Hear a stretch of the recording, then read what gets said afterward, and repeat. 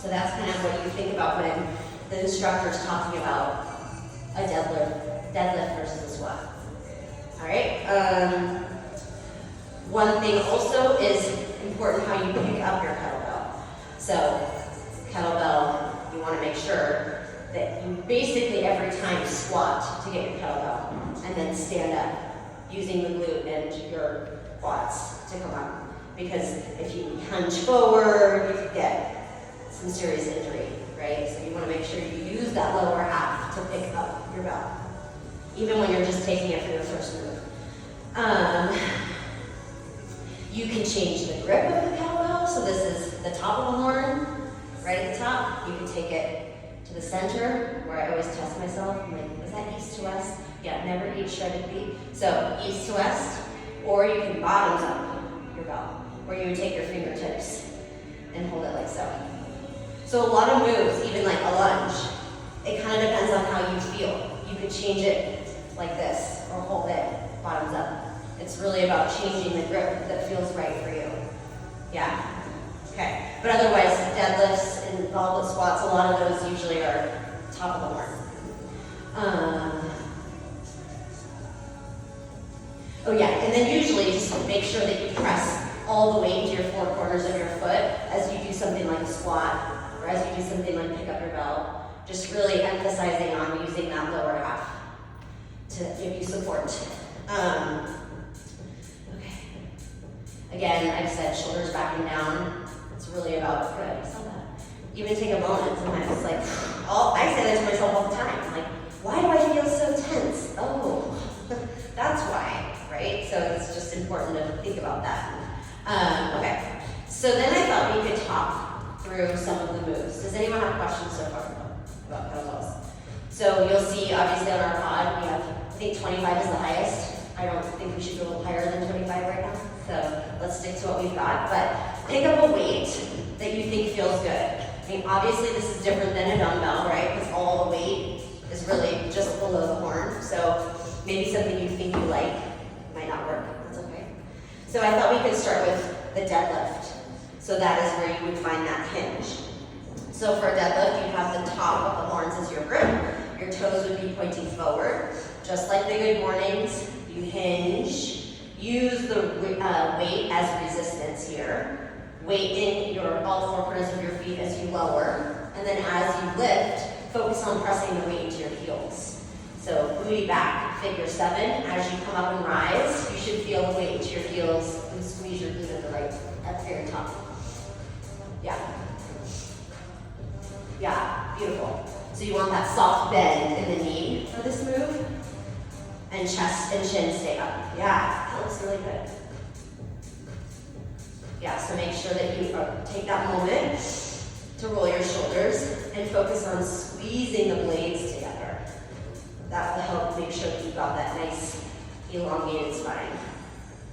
Yeah, good job. One of my favorite things to do is to actually add in some upper body at the top of my deadlift. So you take it into a wide row, try a couple like that. See how you feel both lower and upper body engage. Yeah. So you would take the grip at the top for both of those. Hinge forward, you got the top of the horn. Yeah.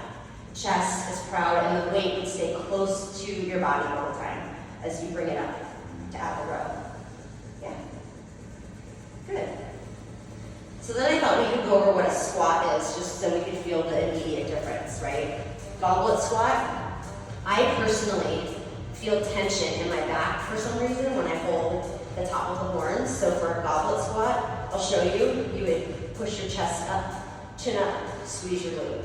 I don't know why it bothers me. So I prefer to hold the bottoms up, get down low, squeeze. Okay, but you could change the grip again depending on how it feels in your body. Get low and squeeze. Yeah, so just like that squat we did on the TRX, you're essentially sitting like you would in a chair, coming up, squeezing. Yeah. Most of the weight for this one is in your heel the whole time. Yeah. Good.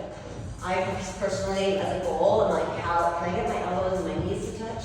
It's just something fun you can try to do. Yeah.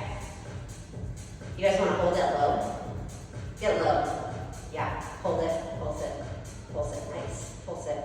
Yeah, good. 5, 4, you feel your booty. 3, no, you don't? Let's see lower. No.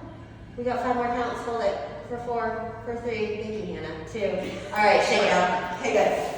Good. So you guys feel the difference between the hinge and the squat? Yeah? Okay. This makes a huge difference. Bottoms up. Yes, I've always done this and it has. Yes. So I am the same. For some reason, I probably should ask ChatGPT, but yeah, for some reason when I hold the horn at the top, it bothers me. So I bottoms up. Okay?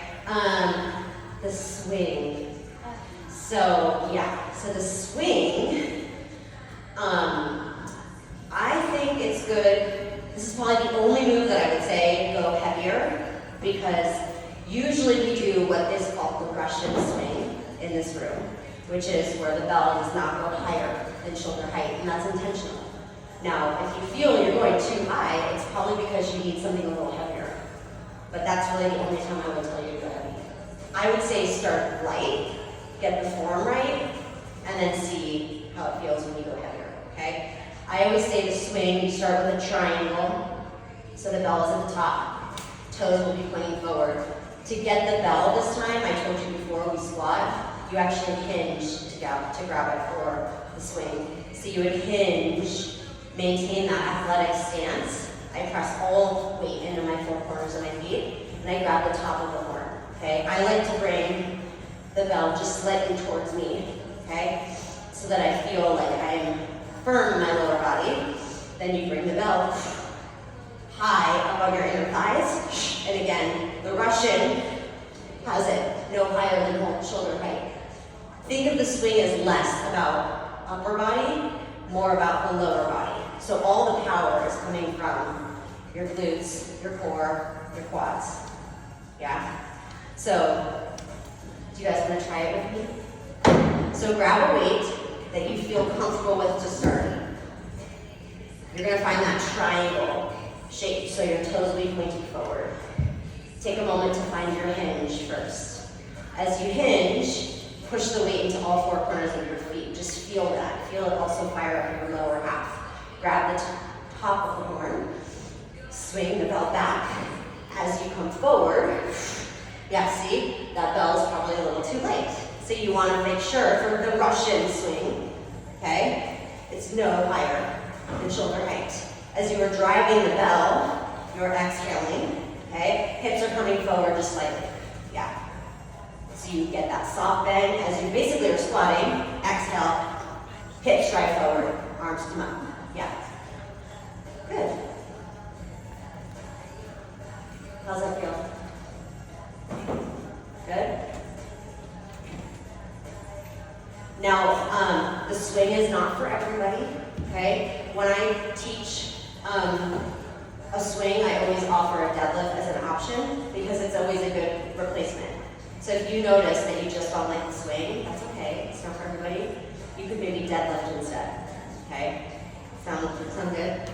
So the Russian is usually the most commonly used. There is the one all overhead. This is American, all overhead, but I don't like that for my back. You could also take a staggered stance with the swing, left and right, up to you. So you can vary, there's lots of variations for the swing, but most commonly is that Russian. Yeah? Okay. Let's see. As we move on. Okay, the goblet squat. We talked about the goblet squat, the different grip options. Let's see. Oh, and then I personally like to use the kettlebell for upper body stuff. So you could always do single arm rows with kettlebells. A lot of times the grip would be at the top of the horn. Similarly to like if you used a dumbbell, you could row it, mix it up like we do sometimes, pulse it low or pulse it at the top.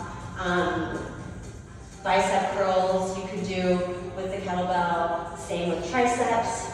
You could cage the grip like so, bicep to ear, same thing. So you can get creative and use use this similar to how you would use your dumbbells, all right? Let's see. Do you guys want to do, oh actually let me show you some core stuff. And then I think I thought we could do a Tabata with our kettlebell. Sound good? Okay, so the core, lots of good ways to activate your core using the kettlebell. One of which is the plank drag, which I know we've done here. So you would take your opposite, so if my bell is on my left hand, my right hand reaches underneath me, drags it over to the side. Same thing, left reaches underneath for the right. Kind of like the TRX, harder, feet together, widen your stance, a little bit more support. There's oftentimes a lot of movement in the hips, and with the kettlebell drag, that's not what you want. So you want to be nice and firm in the lower body. A lot of times taking your feet out wider is what will help you do that. Let's try that. You might want to change a different weight. So maybe if you had something heavy for the swing, take it lighter and try a couple of the drags.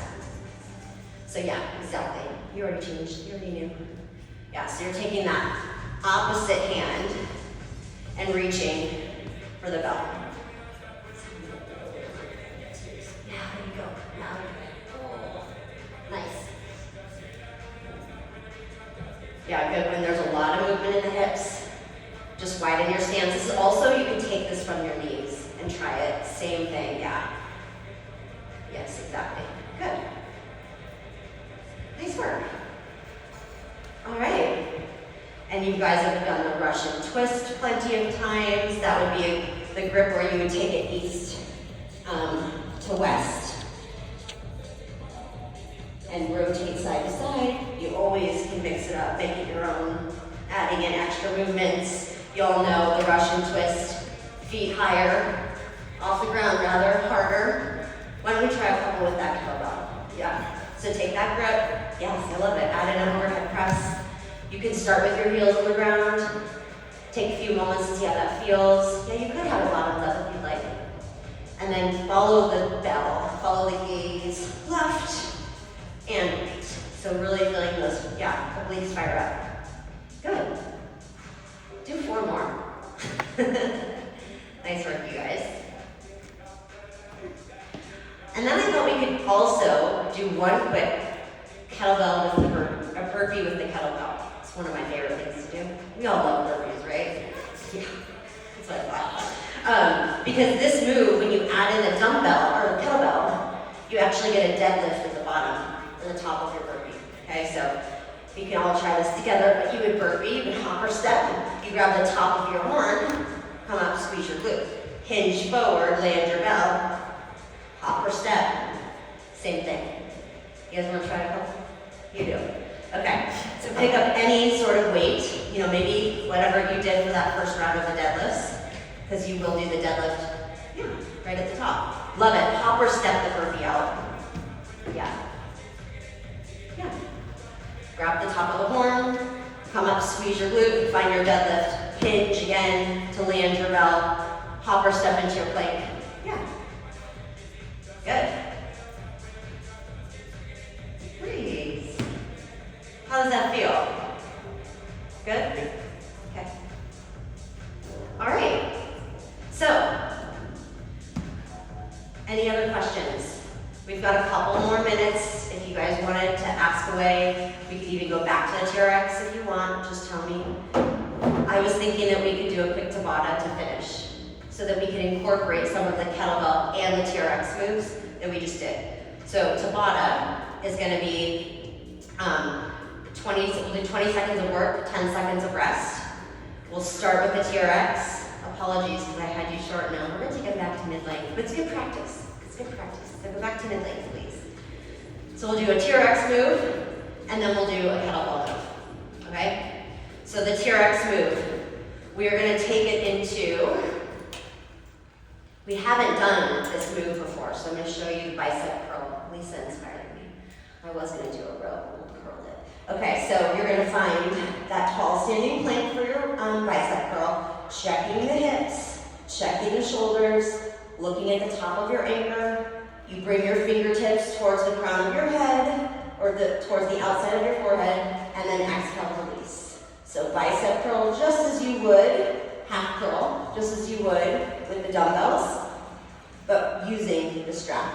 Okay, goal is to keep those arms parallel, squeeze your elbows close to your sides. Again, the TRX, slower you move, harder it is. Okay, so you'll do 20 seconds of the bicep curl, which your fingertips will be facing the ceiling for that. You'll make sure that you've got a nice firm stance in your lower body. You're gonna adjust your positioning in the lower body, how it feels right. You're gonna make sure that the straps are even, right? All the good things. So we're gonna do that, and I'll tell you when.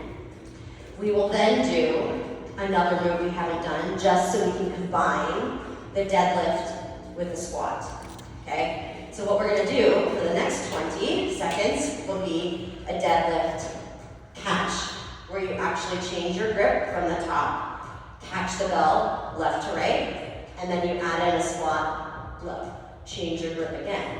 Hinge, catch your bell, and squat. Okay? I'll tell you when we'll switch between those two. Yeah? Yeah. All right. Let's do this, friends. Okay. So we're going to start at the strap. I'm going to get a fancy little timer going, all right? And then we will flow through this.